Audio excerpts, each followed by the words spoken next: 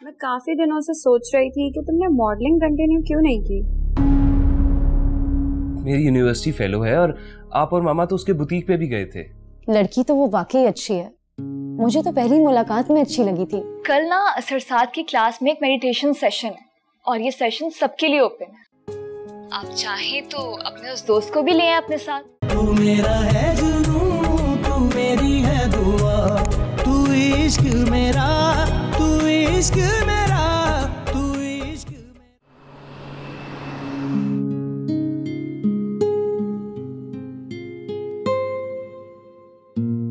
क्या कर रही हो?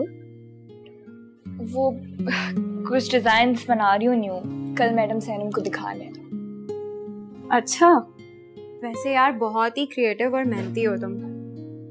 यूनिवर्सिटी भी पढ़ रही हो और साथ साथ पार्ट टाइम जॉब भी कर रही हो। वैसे एक बात पूछूं? पूछो। मैं काफी दिनों से सोच रही थी कि तुमने मॉडलिंग कंटिन्यू क्यों नहीं की। क्या मतलब? मतलब ये कि खैर जाने दो, मैं भी पता नहीं क्या बातें लेके बैठ गई। खैर अब मुझे मेरा काम करने दो, ठीक है?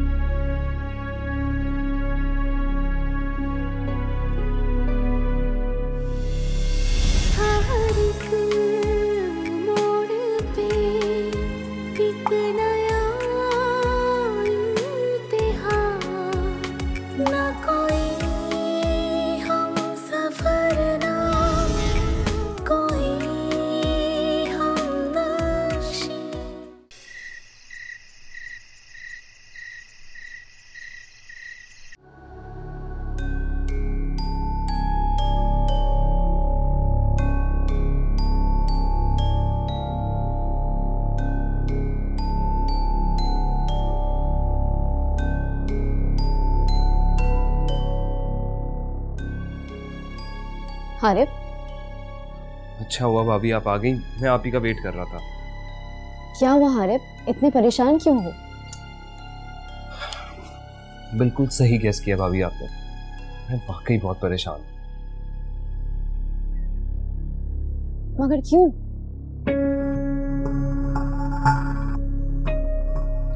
अंबर की वजह से। मुझे नहीं करनी उससे शादी। क्यों? कहीं तुम किसी और को तो? जी भाभी, ऐसा ही है और आप उसे जानती भी हैं। अच्छा, कौन है वो? ईमान।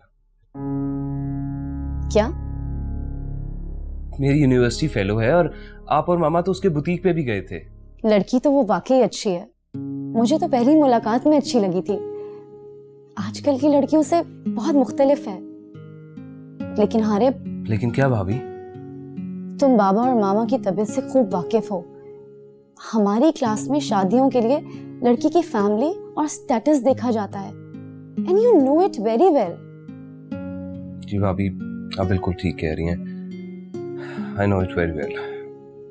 कितने बदनसीब लोग हैं हम, हमारी शादियां भी बिजनेस डील्स होती हैं। देखो व्हाटएवर, मेरा तुम्हें यही मशवरा होगा कि रुक जाओ और उस लड़की को अपने साथ इमोशनली अटैच करके हर्ट मत करो। वो एक अच्छी लड़की है। अरे भाभी आप फिक्र ना करें, वो लड़की वैसे भी इमोशनली अटैच होने वाली नहीं है। मुझे तो लगता है कि उसके अंदर इमोशंस हैं ही नहीं। अक्सर बज़ाहिर स्ट्रॉन्ग नजर आने वाली लड़कियां अंदर से उतनी ही सेंसिटिव होती हैं। So please be careful and don't play with anybody's emotion. भाभी डोंट वरी, ऐसा कुछ नहीं होगा, जस्ट रिलैक्स। लेकिन अंबर से मेरी जान छुड़वा दे, वो मुझे इरिटेट करने लगी है। मैं क्या करूं? तुम तो जानते हो कि बाबा जब कोई फैसला कर ले तो बस। भाभी एक आप ही तो मेरी दोस्त है इस घर में। अच्छा तुम परेशान ना हो, जब कोई ऐसी बात होगी तो देखा जाएगा। फिलहाल तुम जज्बाती ना हो और प्रैक्टिकल होके सोचो मेरे भाई।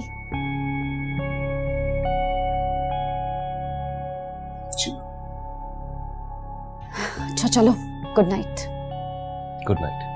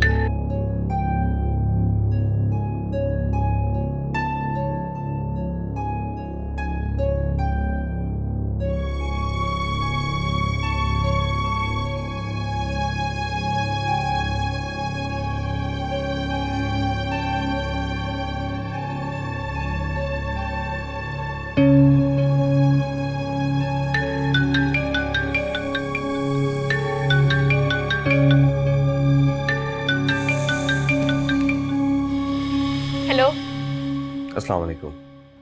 वालेकुम अस्सलाम। जी, आप इस वक्त कॉल पे कॉल क्यों कर रहे हैं? वो बस तुम्हारी आवाज़ सुनने को दिल कर रहा था। जी फरमाइए। वो दरअसल I am really sorry to disturb you, लेकिन एक इमरजेंसी थी, इस वजह से आपको कॉल की। क्या हुआ, खैरियत? वो दरअसल मेरा एक दोस्त है, बहुत ज़्यादा डिप्रेस्ड है, उसे किसी साइकेट्रिस्ट से ट्रीटमेंट की ज़रूरत है, तो मैंने सोचा शायद तुम्हें किसी अच्छे साइकेट्रिस्ट का पता हो। ओह आई सी, ये बात है। अब हाँ, आप एक काम करें, हमारे एक लेक्चरर हैं सर साद, वो बहुत अच्छे काउंसलर हैं। आप सुबह उनसे आकर मिल लें और अपने दोस्त की कंडीशन उन्हें खुद बता दें। ठीक है, मैं कल ज़रूर आऊँगा। अरे बल्कि आप एक काम क्यों नहीं करते? जी जी। कल ना सर साद की क्लास में एक मेडिटेशन सेशन है और ये सेशन सबके लिए ओपन है। आप चाहें तो अपने उस दोस्त को भी ले आए अपने साथ, आप सर साद से मिल भी लीजिएगा और हो सकता है कि उस मेडिटेशन से उसे काफी फर्क भी पड़े। अरे हाँ, ये तो बहुत अच्छा होगा, मैं उस बेचारे को जरूर लेकर आऊंगा, उसकी कंडीशन बहुत खराब है, ना उसे रात को नींद आती है ना भूख लगती है। वैसे भूख तो ठीक ही लगती है, लेकिन सिर्फ नींद का मसला है। इंसोम्निया। अच्छा, आप उसे ये कहिएगा कि स्लीपिंग पिल्स की आदत हरगिज ना डालें। हाँ, लेकिन अभी तक तो उसको पिल्स की आदत नहीं पड़ी। अब वैसे मसला क्या है? आई मीन टू से कि डिप्रेशन है किस बात का उसे? पता नहीं, शायद उसको किसी से मोहब्बत हो गई है, और जिस लड़की से उसको मोहब्बत हुई है उस लड़की को इससे मोहब्बत नहीं।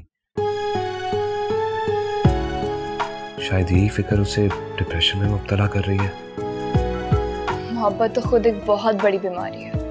आप सबसे पहले अपने दोस्त की इस मोहब्बत से जान छुड़वाइए। वाकई मोहब्बत एक बीमारी है, मगर कैसे? देखें, ये एक अलग डिबेट है, आप फिलहाल इस बहस में मत पड़े प्लीज। बहरहाल आप कल अपने दोस्त को सर साथ से मिलवाने ले आइएगा। Sure, I will be there. Okay, अल्लाह हाफिज। ओके, अल्लाह हाफिज। Good night. Good night.